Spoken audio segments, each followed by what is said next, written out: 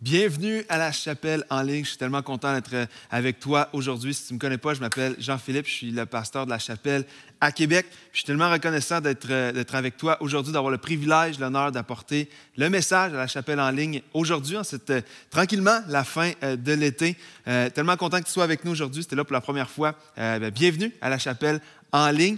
C'est vraiment un privilège pour moi d'être là. Je suis très reconnaissant de tout ce qui se passe en ce moment à l'Église, à la chapelle, autant à Montréal, Gatineau, Québec. Tellement reconnaissant pour ce que Dieu fait dans notre Église en ligne également. Puis aujourd'hui, j'ai un message particulier parce que je suis reconnaissant pour ce que Dieu fait dans son Église, mais j'ai un message qui va être un petit peu différent dans l'habitude, où ça va être un message qui va adresser pas juste ce que Dieu veut faire dans son Église, c'est-à-dire pour toi et pour moi, mais ce que Dieu veut faire à travers son Église. Donc, pas juste pour son Église, même si on est reconnaissant pour ça, mais qu'est-ce que Dieu veut faire à travers toi et moi, à travers son Église.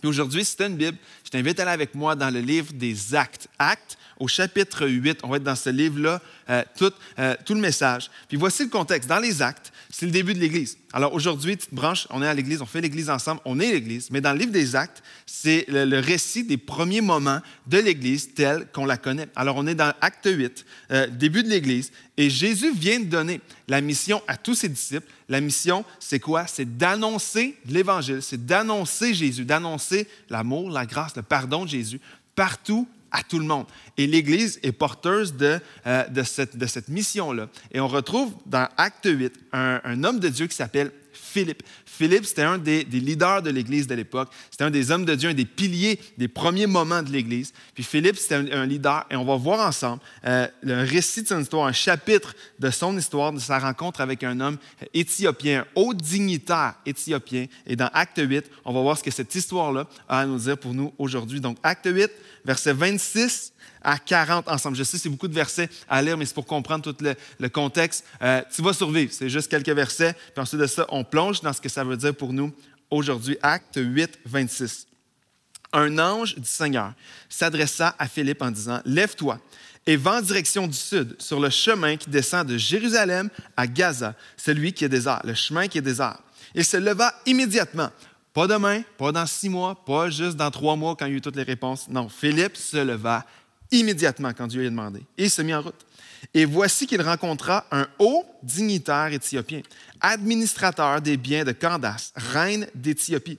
Cet homme était venu à Jérusalem pour adorer Dieu. Maintenant, quand on lit ça, cet homme-là n'était pas nécessairement un disciple de Jésus, mais c'était un homme qui cherchait Dieu. Alors, il vient à Jérusalem, cet Éthiopien-là, ce haut dignitaire, c'est un très haut placé dans le royaume d'Éthiopie. Il cherche Dieu. La définition en français ne rend pas justice au texte original, mais ce monsieur-là, cet homme-là, cherche Dieu. Il repartait assis sur son char. Il lisait le prophète Ésaïe. Et l'Esprit dit à Philippe, « Avance et approche-toi de ce char. » Philippe accourut et entendit l'Éthiopien lire le prophète Ésaïe. Il lui dit, « Comprends-tu ce que tu lis? » Et l'homme répondit, « Comment le pourrais-je si personne ne me l'explique? » Et invita Philippe à monter à s'asseoir avec lui. Alors les deux sont maintenant dans le char de l'Éthiopien, puis ils discutent ensemble. Le passage de l'Écriture qu'il lisait était celui-ci. Il a été conduit comme une brebis à l'abattoir, et pareil à un agneau muet devant celui qui le tond, il n'ouvre pas la bouche. Dans son humiliation, la justice lui a été refusée, et sa génération, qui en parlera? En effet, sa vie a été supprimée de la terre. Alors l'Éthiopien se tourne vers Philippe et lui dit, « Je t'en prie, à propos de qui le prophète dit-il cela? Est-ce à propos de lui-même ou de quelqu'un d'autre? » Alors Philippe prit la parole. Et en partant de ce texte de l'Écriture, il lui annonça la bonne nouvelle de Jésus. Comme ils continuaient sur le chemin, ils arrivèrent à un point d'eau. L'Éthiopien dit, « Voici de l'eau. Qu'est-ce qui empêche que je sois baptisé? » Philippe lui dit, « Si tu crois de tout ton cœur, cela est possible. » L'Éthiopien répondit, « Je crois que Jésus-Christ est le Fils de Dieu. » Alors il fit arrêter le char. Philippe et l'Éthiopien descendirent tous deux dans l'eau et Philippe le baptisa. Quand ils furent sortis de l'eau, l'Esprit du Seigneur enleva Philippe et l'Éthiopien ne le vit plus. Il poursuivit sa route, tout joyeux. Dernier verset. Philippe se retrouva dans Azote, puis il alla jusqu'à Césarée en évangélisant toutes les villes par lesquelles il passait.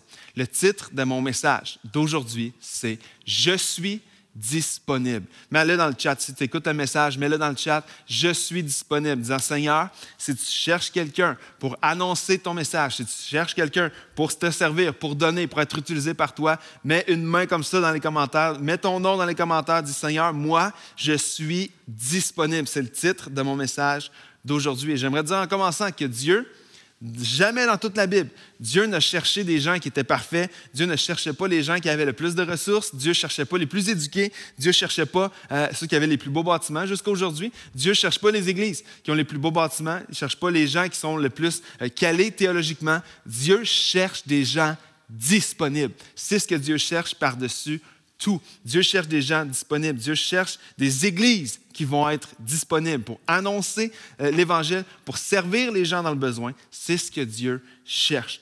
Pour être une église où les gens sont accueillis, guéris, sauvés, transformés, on a besoin d'une chose en premier, c'est de se rendre disponible. On n'a pas besoin des gros budgets, on n'a pas besoin de plein de bâtiments, on n'a pas besoin de plein de staff. Il y a plein de choses qu'on n'a pas besoin pour faire ça, pour annoncer l'Évangile, pour servir les gens. Ce qu'on a besoin en premier lieu, c'est d'être disponible. Dieu cherche ceux qui sont disponibles. Et c'est ce que Philippe nous enseigne dans Actes chapitre 8. Actes chapitre 8 nous démontre que les gens disponibles sont focalisés, sont orientés et sont alignés sur la mission que Jésus vient de leur donner. Philippe, dans Acte 8, vit un réveil en Samarie, puis on va le voir dans quelques instants. Il y a un grand, grand réveil. Mais Philippe qui se rend disponible pour Dieu. Dieu lui dit, je veux que tu partes. Philippe dit, OK, Seigneur, je suis disponible, j'y vais. Philippe nous montre que ceux qui sont disponibles pour Dieu sont focalisés et orientés vers la mission de Jésus. Dans Acte 8, Jésus vient de quitter. Et Jésus a quitté dans les dernières paroles qu'il avait. On va le voir ensemble dans Acte 1, verset 8. Les dernières paroles de Jésus, c'était ça. C'est aller annoncer le message. Si tu prends des notes, la première pensée du message, c'est que les gens qui sont disponibles, leur focus, c'est la mission. Le focus, c'est la mission. Dans les dernières paroles de Jésus, dans Acte 1, verset 8, voici ce que Jésus va dire dans les dernières paroles qu'il va dire avant de rejoindre son Père.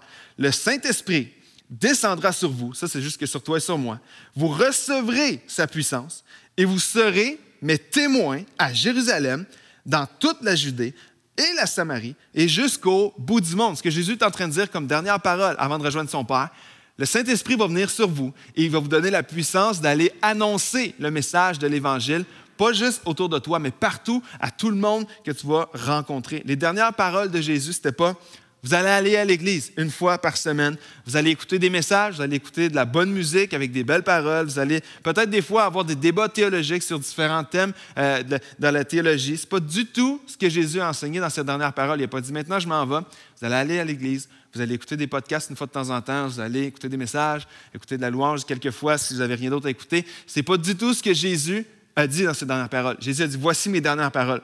Vous allez recevoir une puissance qui va être le Saint-Esprit et vous allez annoncer, vous allez aller vers ceux qui ne me connaissent pas, ceux qui sont perdus, ceux qui sont loin de moi. Vous allez aller vers ces gens-là et vous allez aller leur annoncer l'Évangile. Vous allez annoncer le message de grâce, d'amour et de pardon que j'ai incarné. Vous allez le prêcher au plus grand nombre de personnes possible. Ça, c'est les dernières paroles de Jésus. C'était rappeler l'essentiel à tout le monde. C'était la mission. Jésus, avant de quitter, rappelle c'est quoi la mission à tous ses disciples, dont Philippe faisait partie.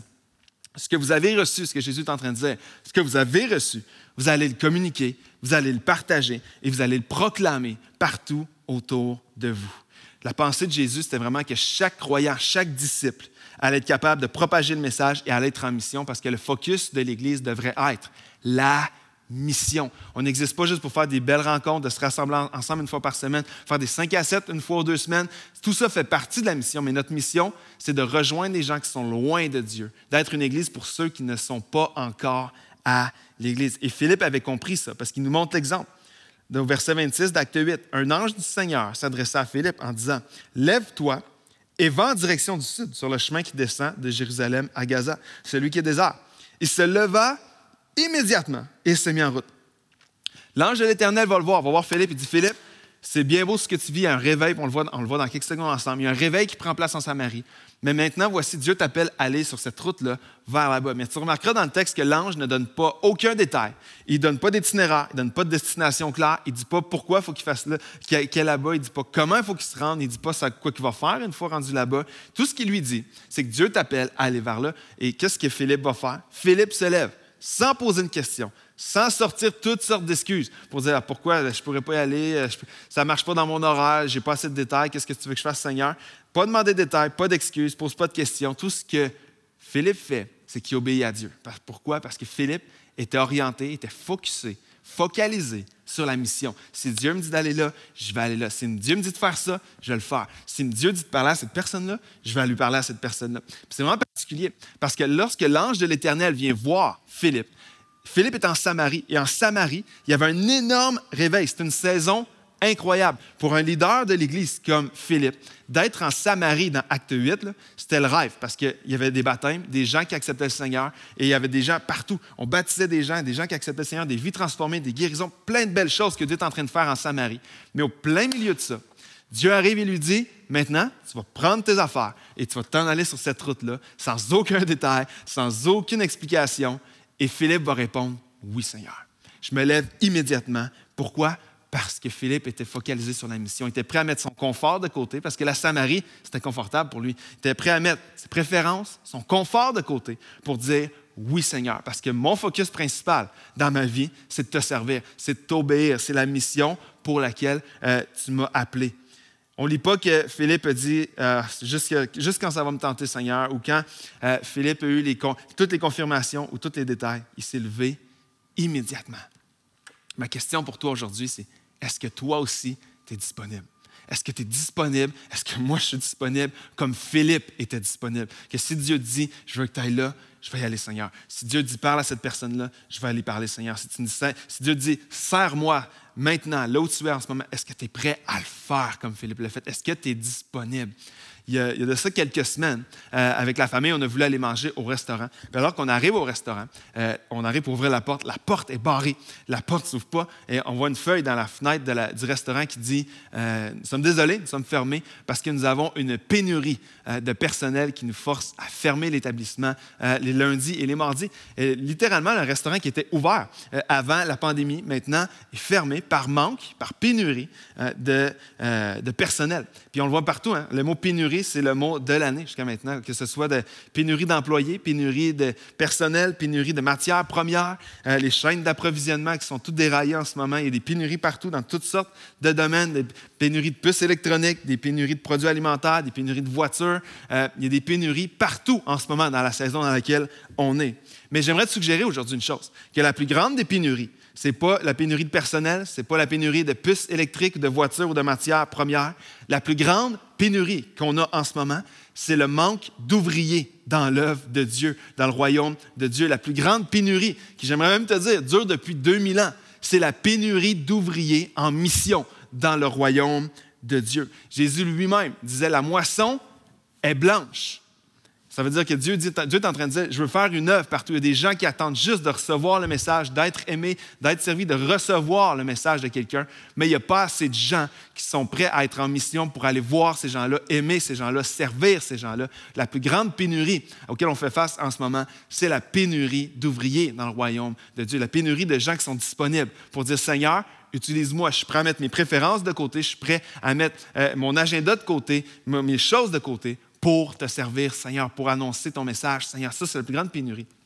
Moi, j'ai grandi dans les églises pendant toute ma vie. Quand j'étais jeune, on a déménagé souvent, mais de beaucoup d'églises. Et une des phrases que j'ai le plus souvent entendues, c'est « faut prier pour un réveil ».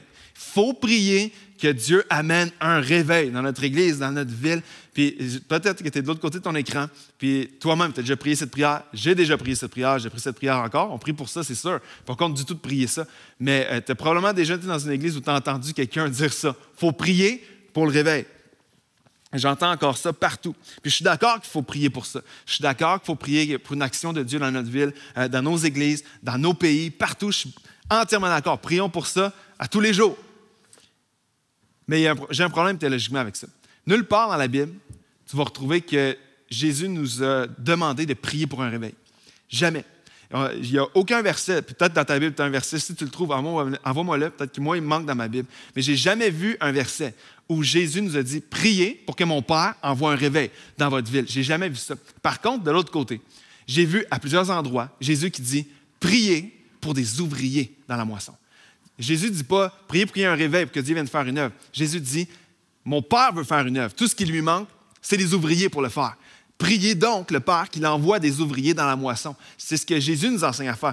Dieu ne nous demande pas de prier pour un réveil. Il nous demande de prier pour des ouvriers parce que la plus grande pénurie depuis 2000 ans dans l'œuvre de Dieu, ce n'est pas une pénurie d'amour de Dieu. Dieu n'est pas en pénurie d'amour. Dieu n'est pas en pénurie de grâce. Dieu n'est pas en pénurie de pardon. Dieu n'est pas en pénurie de son action par son esprit dans nos villes, dans nos églises, dans nos vies. Dieu n'est pas en pénurie.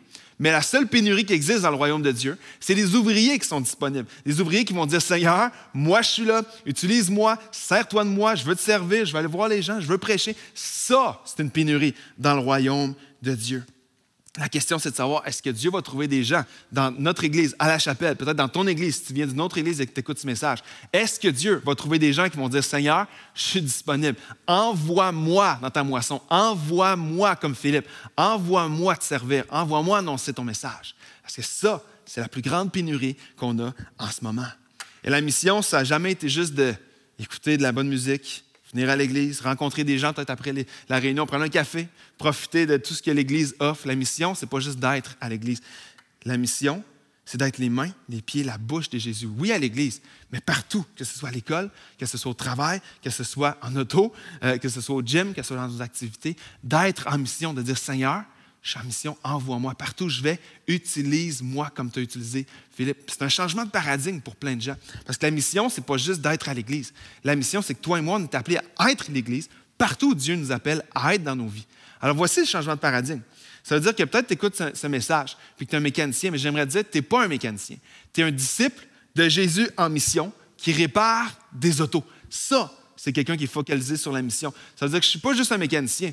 Non, je suis envoyé en mission par Dieu dans un garage et je répare des voitures. Ça veut dire que tu n'es pas juste un prof, tu es un disciple de Jésus qui enseigne. Je ne suis pas juste une infirmière, je suis un disciple de Jésus en mission qui soigne des gens. Mais ma première identité, ce n'est pas d'être infirmière, c'est d'être une disciple de Jésus en mission. Ça veut dire peut-être que tu écoutes ce message, tu es un gestionnaire, tu es une entreprise, tu es un entrepreneur. J'aimerais dire que tu n'es pas premièrement un entrepreneur ou un gestionnaire. Tu es un disciple de Jésus en mission, là où il t'appelle. Et en même temps, tu gères des dossiers où tu fais rouler une compagnie. J'aimerais même te dire, premièrement, moi, je ne suis pas un prédicateur. Je suis un disciple de Jésus en mission qui prêche à l'occasion. Mais partout entre les fois où je prêche, Dieu m'appelle à être un disciple en mission partout où je vais aller. Pourquoi? Parce que je suis disponible. Mon focus, c'est sur la mission. L'Église, la chapelle, c'est une église pour ceux qui n'y vont pas. Mais ça, on le voit partout sur notre site web. Tu vas le voir partout si tu fouilles sur nos plateformes de la chapelle.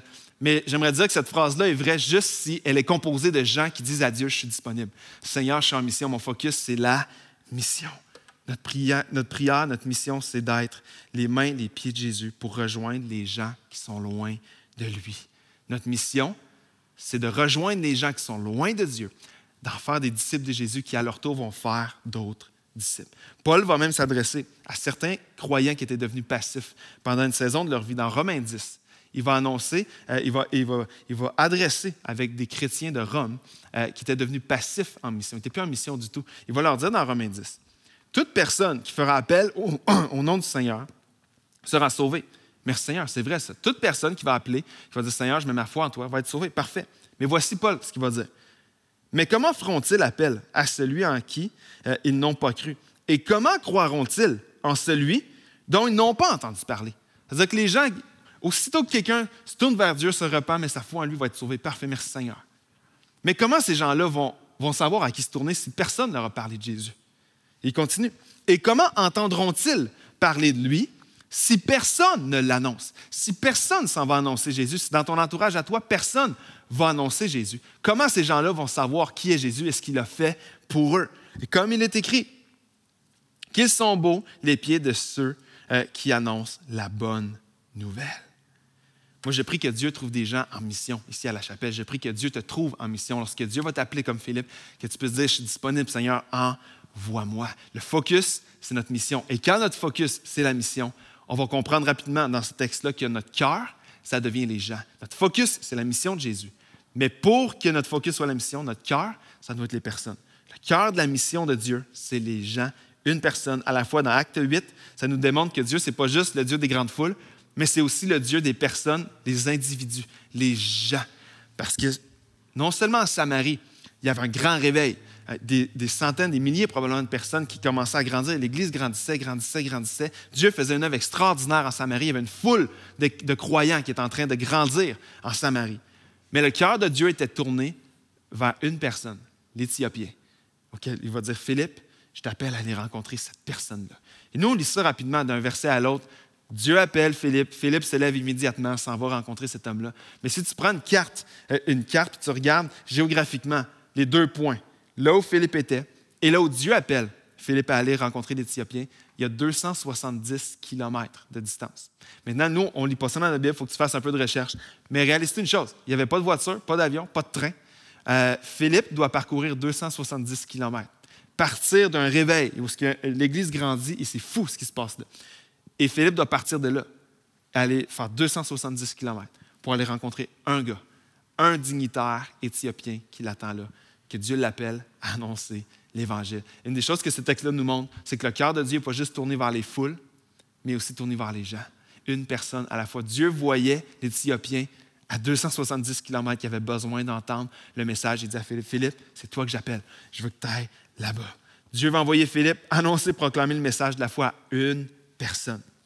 Je veux dire à quelqu'un de l'autre côté de ton écran, peut-être en ce moment, tu te dis, peut-être que tu penses que Dieu t'a oublié, peut-être que tu te dis, Dieu n'entend pas mes prières, Dieu ne peut plus rien pour moi, on dirait que je prie puis mes prières ne traversent pas le plafond. Est-ce qu'il y a vraiment un Dieu? Est-ce que Dieu voit ma situation? Est-ce que Dieu m'a oublié? J'aimerais juste te dire que cette histoire-là nous rappelle une chose. C'est que Dieu te voit. Dieu voyait l'Éthiopien à 270 kilomètres. Dieu ne t'a pas oublié. Dieu te voit. Dieu t'entend. Dieu est là. Dieu a un plan. Dieu ne t'a pas oublié lorsque peut-être tu écoutes ce message dans ta chambre, dans ta cuisine, dans le transport en commun, en podcast quelque part. Je veux juste te dire une chose. Dieu te voit. Dieu voyait l'Éthiopien et a envoyé Philippe à 270 kilomètres pour aller le rencontrer. Alors, laisse-moi te dire une chose. Peut-être que Dieu n'est pas encore intervenu de la manière que tu pensais dans ta vie, mais Dieu ne t'a pas oublié. Dieu te voit, puis sois patient, sois fidèle. Dieu va intervenir, c'est certain. Dieu ne t'a pas oublié.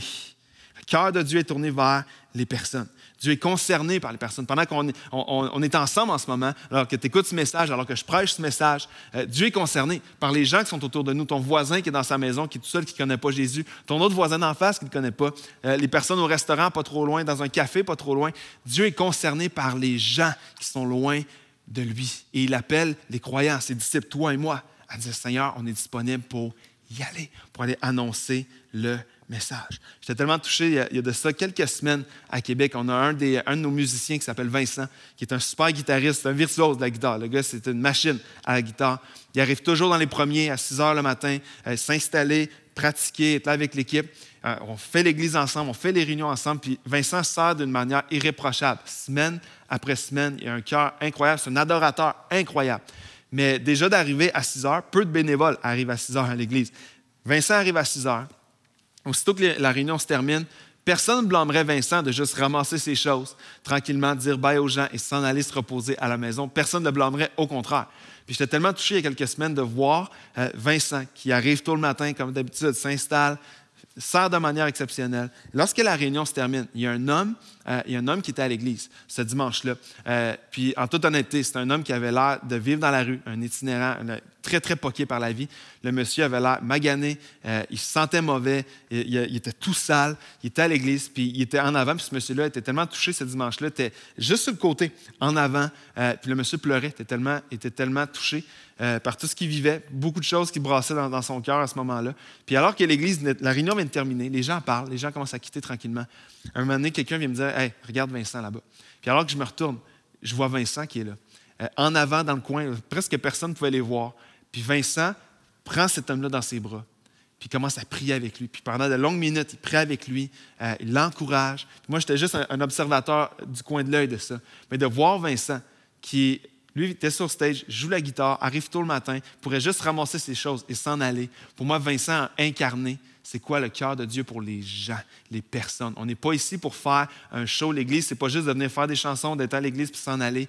Vincent a incarné le cœur de Dieu pour les personnes. Alors qu'on était plein de gens à l'Église ce dimanche-là, mais Dieu avait quelque chose à faire avec cet homme-là et a appelé Vincent à y aller. Et Vincent était obéissant, est allé prier avec lui, parler avec lui, l'encourager. J'aimerais dire que ça, c'est le cœur de Dieu. C'est la mission de Dieu. Ce n'est pas juste le Dieu des foules, c'est le Dieu des personnes. Il nous appelle à aller vers les personnes, une personne à la fois. Je termine bientôt mon message. Je suis disponible. Les gens qui sont disponibles pour Dieu sont focalisés sur la mission. Leur cœur est tourné vers les gens. Puis j'aimerais dire que pour être une église, pour ceux qui n'y vont pas, on doit aussi garder notre message en étant Jésus. Notre message, c'est Jésus. Notre focus, c'est la mission. Notre cœur, c'est les gens. Mais le message, c'est Jésus dans toute sa simplicité. Tout ce qu'on voit à la chapelle, tout ce que tu peux voir, tout ce que tu vois en ce moment à la chapelle en ligne, tout ce que tu vois dans nos réunions, tous les efforts qui sont mis dans l'audiovisuel, dans l'accueil, dans le décor, dans tout ce que tu vois, tout ça, ce sont juste des outils qui nous aident à prêcher le message. Jésus. Notre message ne pourrait pas être plus clair. C'est Jésus. C'est l'amour, la grâce, le pardon de Jésus. C'est la croix. C'est la résurrection de Jésus. C'est la repentance des péchés. C'est Jésus qui vient porter sur la croix toutes nos fautes, tous nos péchés, une fois pour toutes, lorsqu'on place notre foi en lui, qu'on croit dans notre cœur, qu'on proclame de notre bouche qu'il est Seigneur, on est sauvé. Ça, là, c'est le message. Si jamais tu te faisais poser des questions, c'est quoi le message de la chapelle? Envoie-leur cette prédication-là. Ça, là, c'est notre message. On prêche Jésus-Christ. C'est lui qui est mort pour nous, qui est ressuscité pour nous redonner la vie, l'espoir éternel. Ça, c'est notre message. Le seul message qu'on a, c'est ça. Regarde l'exemple dans Acte 8. L'Esprit dit à Philippe, « Avance et approche-toi de ce char. » L'Éthiopien était là et ne comprenait pas ce qu'il était en train de lire dans le prophète Ésaïe. Philippe accourut et entendit l'Éthiopien lire le prophète Ésaïe. Puis là, il va lui demander, « Est-ce que tu comprends ce que tu lis? » L'Éthiopien va répondre, « Comment est-ce que je pourrais comprendre si personne m'explique ce que je suis en train de lire? » L'Éthiopien essayait de lire la Bible, mais il ne comprenait pas ce qu'il lisait. Puis Philippe s'assit à côté de lui. Alors voici verset 35. Alors Philippe prit la parole et en partant de ce texte de l'Écriture, il lui annonça la bonne nouvelle de Jésus. L'Éthiopien ne comprenait pas ce qu'il lisait. Alors Philippe lui annonce le message de Jésus avec quelque chose d'une subtilité vraiment importante, en commençant là où était rendu l'Éthiopien. Regarde le verset 35. En partant de ce texte de l'Écriture, pas en partant d'ailleurs, Philippe commence là où est rendu l'Éthiopien, puis il va lui annoncer le message de Jésus. J'aimerais dire que ça, là, c'est la mission. Le focus, c'est la mission, le cœur, c'est les gens. Notre message, c'est Jésus. Puis on prêche Jésus là où les gens sont rendus. On croise des gens à l'Église qui sont là peut-être depuis 20 ans, peut-être qui ont quitté pendant 5 ans, sont revenus. On prend les gens là où ils sont rendus, puis on leur prêche l'amour, on leur prêche la grâce de Dieu, on leur prêche le pardon de Jésus. C'est ce qu'on fait. Il y a des gens qui rentrent à l'Église pour la première fois, on les prend où ils sont rendus. Moi, mon rêve, puis je vais dire ça, ça se peut que je reçois des mauvais commentaires pour ça. Moi, mon rêve, c'est que l'Église soit remplie de gens. Il y a quelques semaines de ça, j'étais à Québec, puis dans le hall, j'entendais un monsieur sacré qui avait vraiment un langage vraiment vulgaire, mais une partie de moi qui était vraiment content pour ça, parce que c'est quoi? Parce que ça voulait dire qu'on est une église pour ceux qui n'y vont pas. Puis on prend les gens là où ils sont rendus. Ce monsieur-là n'avait jamais mis les pieds dans une église chrétienne de sa vie. Puis alors qu'il est là le matin, j'aime mieux qu'il soit à l'église en train de sacrer que pas à l'église en train de sacrer ailleurs. Alors j'aime mieux qu'il soit là, puis on va le prendre où il est rendu. Lui est rendu là, on le prend là. Il y a peut-être un croyant qui est avec lui, ça fait 30 ans qu'il marche avec Jésus. Parfait. On prend les gens où ils sont rendu, mais c'est ça l'Église, c'est de prendre les gens. T'es rendu là, on va te prendre là. T'es rendu là, on va te prendre ici. On va te prêcher le message de Jésus, on va marcher avec toi comme disciple, on va te prêcher l'amour, on va te prêcher la grâce, on va te prêcher le pardon, là où t'es rendu. Il y a des gens qui arrivent, ils ont des questions sur l'Église, ils ont été blessés par l'Église, ils sont désillusionnés de l'Église. Il y a des gens qui ont vécu des divorces, il y a des gens qui ont vécu plein de divisions dans les églises. J'aimerais vous dire que notre cœur, ça devrait être de prendre les gens là où ils sont rendus et de leur prêcher le message de Jésus, de marcher avec eux en arrière de Jésus, de prendre les gens là où ils sont rendus. La puissance de notre message, ce n'est pas dans les méthodes, ce n'est pas dans nos outils. Tout ce que vous voyez, là, tout ce qui peut être l'audiovisuel, tout ce qu'on voit, tout ce qui est fait en ligne, les DA, les directions artistiques, les outils, les lumières, les décors, tout le matériel qu'on a, tout ça, c'est des outils. Mais la puissance du message, c'est pas du tout dans le messager, c'est pas du tout dans nos méthodes de communication. La puissance du message, c'est dans Jésus-Christ. Et ça, c'est notre message. Alors moi, je te challenge une dernière fois aujourd'hui. Est-ce que tu es disponible? Est-ce que tu es disponible? Est-ce que ton focus est sur la mission? Est-ce que ton cœur est tourné vers les personnes? Puis est-ce que tu es capable de juste prendre les gens et commencer à leur parler de Jésus? Ce qu'il a fait avec toi, ton propre témoignage, de partir là où les gens sont rendus, mais de leur partager ce que Dieu a fait dans ta vie. Ça, c'est notre mission. C'est ce que Dieu veut faire, pas juste dans son Église, mais à travers son Église, à travers toi, à travers moi, de dire, Seigneur, je suis disponible. Comme Philippe, envoie-moi vers les gens que tu veux m'envoyer, parce que mon focus, c'est la mission. C'est mon focus premier. Mon cœur, je veux que ce soit ton cœur pour les gens, une personne à la fois. Puis donne-moi les paroles, que ton esprit nous remplisse. Comme Jésus l'a dit, vous recevrez une puissance.